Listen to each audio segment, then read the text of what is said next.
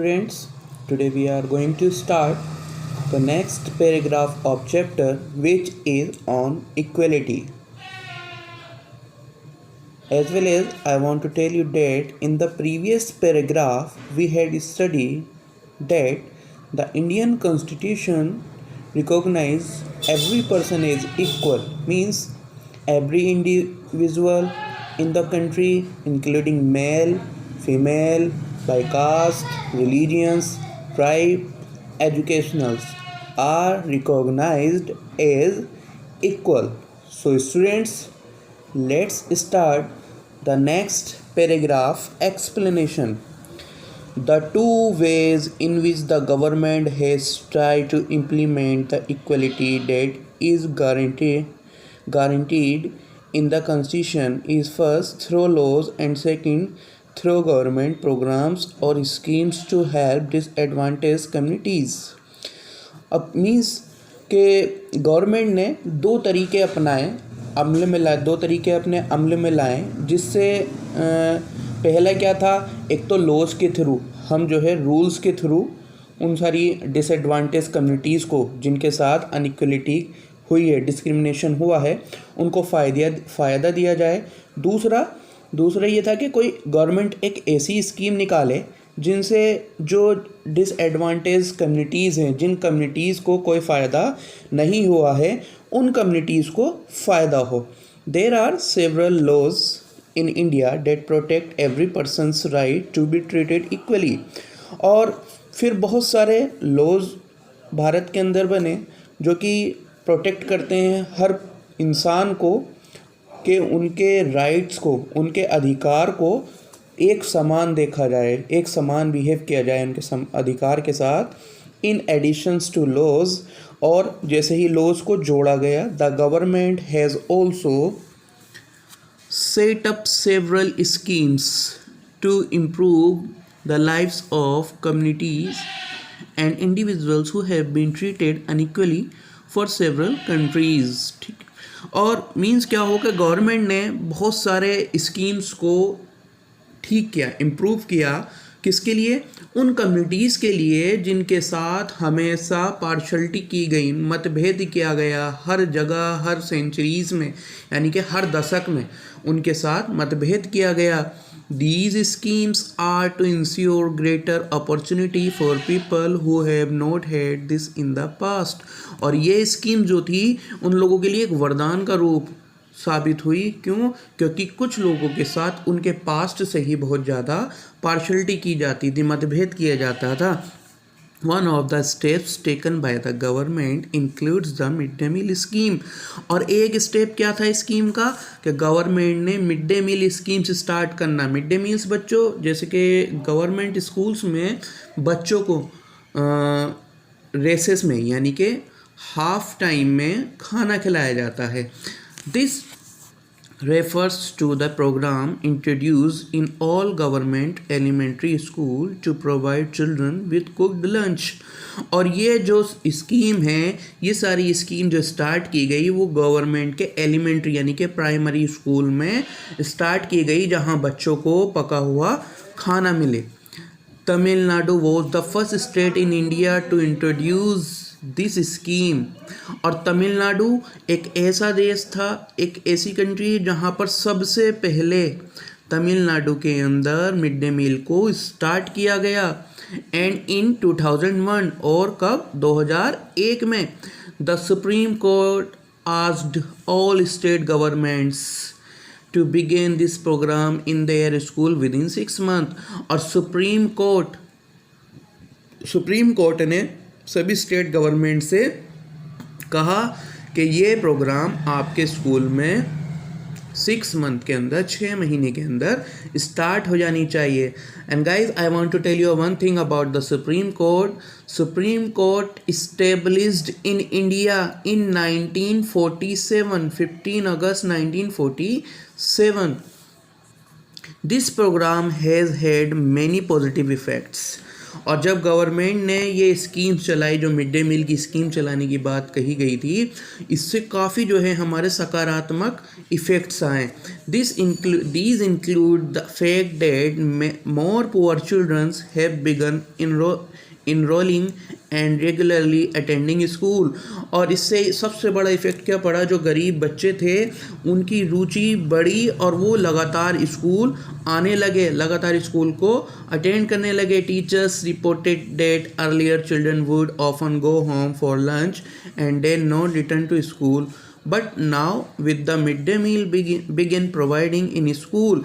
और पहले जो है टीचर अध्यापकों की ये शिकायत हुआ करती थी कि बच्चे अपने घर खाना खाने के लिए चले जाया करते थे और फिर स्कूल वापस नहीं आया करते थे। देयर अटेंडेंस हैज़ इम्प्रूव्ड, और उनकी जो अटेंडेंस है, जो हम रेगुलर मॉर्निंग में हमारे टीचर्स हमारी अटेंडेंस लेते हैं, वो काफ़ी ज़्यादा अच्छी हुई है। Their mothers who earlier had to interrupt their work to feed their children at home during the day now no longer need to do so।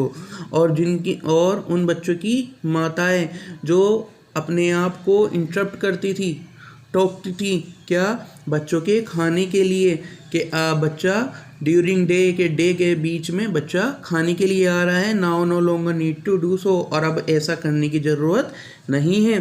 This program has also helped reduce caste prejudice because both lower and upper caste children in the school eat this meal together। और इस scheme ने सभी के लिए help की, सभी cast के बच्चों के लिए, सभी कास्ट के लोगों के लिए हेल्प की, क्योंकि इन स्कूल में lower and upper caste children, दोनों ही तरीके के चिल्ड्रन जो है इस खाने को खा रहे थे। And in quite a few places, और कुछ जगहों पर Dalit women have been employed to cook the meal, और दलित वुमन जो है कुक द मील यानी कि खाने को बनाने के लिए रखी गई, जैसे खाना बनाने वाली रखी गई। The mid day meal program also helps reduce the hunger of poor students who often come to school and cannot concentrate because their stomach are empty। और इस मिड डे मील से उन बच्चों के भूख को दूर किया गया जो बच्चे स्कूल में आते थे लेकिन अपनी पढ़ाई पर ध्यान नहीं दे पाते थे। क्यों? क्योंकि उनके स्टमक आर एम्प्टी, क्योंकि उनके स्टमक जो थे पूरी तरीके से खाली हुआ करते थे और वो किसी भी तरीके से जो खाना नहीं खा पाते थे।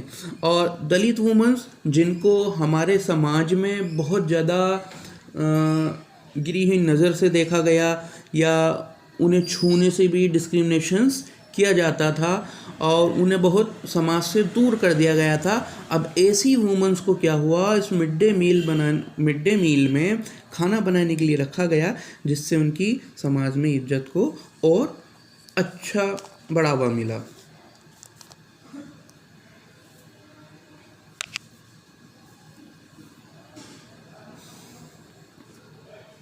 While government programs play an important role in increasing equality of opportunity, और गवर्नमेंट के प्रोग्राम्स के साथ जो इक्वलिटी समानता थी उसको बढ़ाने का एक अच्छा मौका मिला।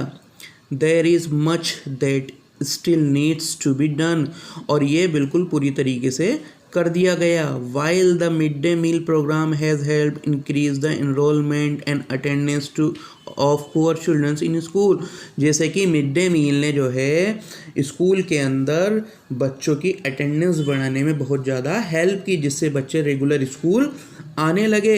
There continues to be big differences in our country between schools that the rich attend and those that the poor attend. ठीक, और इस तरीके से हमारी कंट्री में अब क्या हुआ कि जो रिच मतलब अच्छी फैमिली के बच्चे हुआ करते थे वो भी स्कूल अटेंड करते हैं देन, और वो बच्चे भी स्कूल अटेंड करते हैं जो बहुत ही लो कैटेगरी के स्टूडेंट्स से। There continues to be big difference in our country between school that rich attend and those that poor attend. ठीक, ओके, और इतना बड़ा डिफरेंस आ गया कि अब पहले के मुकाबले पे पहले क्या था कि जो है रिच फैमिलीज़ के बच्चे स्कूल अटेंड करते थे ओनली, लेकिन अब जो पुअर फैमिलीज़ के बच्चे थे वो इस मिड डे मील स्कीम की वजह से इतना बड़ा डिफरेंसेस आया है कि अब बहुत ज़्यादा मात्रा में बच्चे स्कूल अटेंड करने लगे। Like Om Prakash Valmiki are discriminated against and treated unequally. बच्चों, ओम प्रकाश वाल्मीकि जो कि एक दलित होने की वजह से उसे बहुत ज़्यादा मतभेद के साथ देखा गया, उसके साथ बहुत ज़्यादा जो है मतभेद किया गया। These childrens are forced into unequal situation in which their dignity is not respected. और इस तरीके के बच्चों की जो डिग्निटी थी, जो किस्मत थी, वो अच्छी तरीके से जो है हमारे समाज के अंदर रिस्पेक्ट नहीं मिली। This is because people refuse to think of them as equal even though the law requires it. और जिस वजह से लोगों ने इसका बहिष्कार किया और इक्वल एज इक्वल और समान होने के लिए even though the law require it, और लोगों ने रूल्स को चाहा कि कोई लॉ बने, कोई रिक्वायरमेंट आए जिससे हम एक समान रखे जाएं।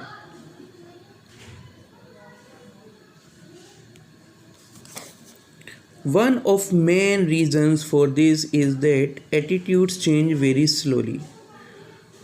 और एक रीज़न सबसे बड़ा ये था कि जो हमारा एटीट्यूड है वो एकदम से चेंज नहीं होता, वो बहुत स्लोली चेंज होता है, धीरे धीरे।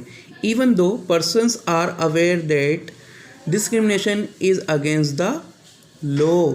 और लोगों को अवेयर, जागरूक करना होगा कि डिस्क्रिमिनेशन, जो मतभेद है हमारा, वो हमारे लॉ के खिलाफ है।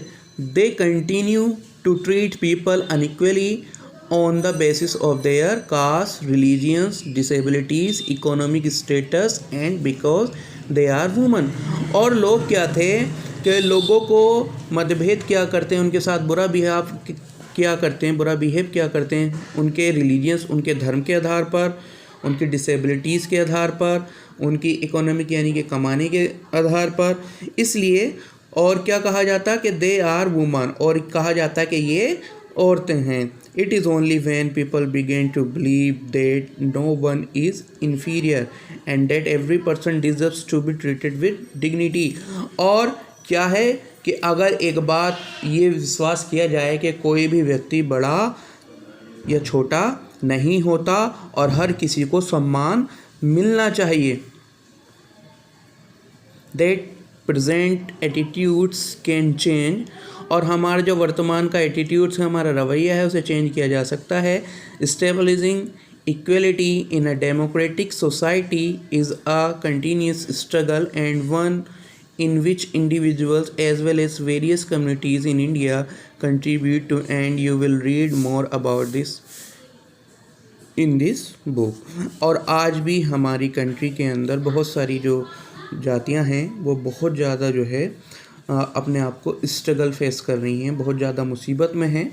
और बहुत सारी कम्युनिटीज़ जो है कंट्रीब्यूट भी कर रही हैं कि ये जो लोगों के साथ मतभेद, डिस्क्रिमिनेशन किया जा रहा है, इसको ख़त्म किया जाए।